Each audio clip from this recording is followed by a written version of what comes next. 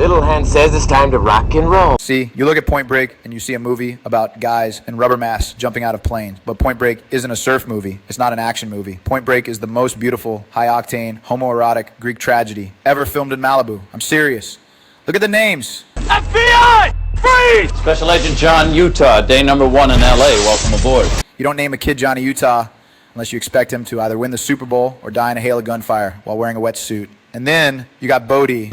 That's Bodhi. They call him the Bodhisattva. Patrick Swayze. The man is a peroxide Buddha with a library card for the Book of Radical. He's not a bank robber. He's a fucking shaman. It's not tragic to die doing what you love. He's robbing the Bank of America not for the cash, but because he's offended by the aesthetic of the FDIC. He's saying, fuck your mortgage, fuck your 401k. I'm going to go slide down a mountain of water that could crush a blue whale just to feel the universe tickle my balls.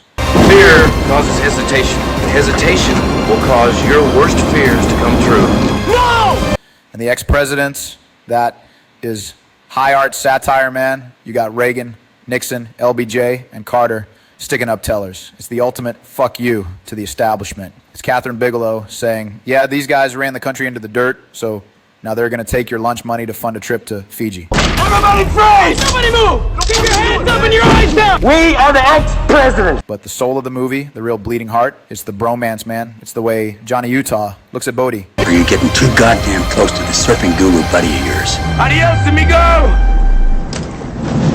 He's supposed to be an FBI agent. He's got the badge, he's got the gun, he's got Gary Busey demanding meatball subs every 5 minutes, which, by the way, is the most realistic depiction of the federal government ever put on celluloid. Utah, get me 2. That's the most profound line of the 90s. But Johnny can't do it. He's got Bodhi in his sights. The man has robbed half the coast. He's a goddamn menace. And what does Johnny do? He falls down in the dirt and fires his gun into the air like a frustrated virgin at a prom. After you, Alphonse!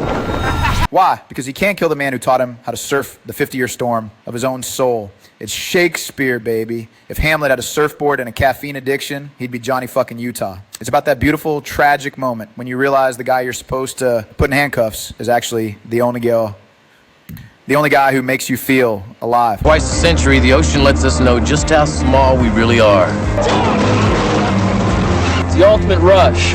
It's a love story where the climax is a skydiving scene without a parachute. You tell me another movie where a guy jumps out of a plane without a chute just to tackle his boyfriend midair so they can have a philosophical debate while falling at terminal velocity. You can't, because Michael Bay doesn't have the balls and Goddard never had the budget. It just might be the most fuck you movie ever made. It ends with a guy walking into a hurricane in Australia because he'd rather be shredded by the Pacific than spend 10 years in a federal zip code. That's not a crime movie, man. Shit!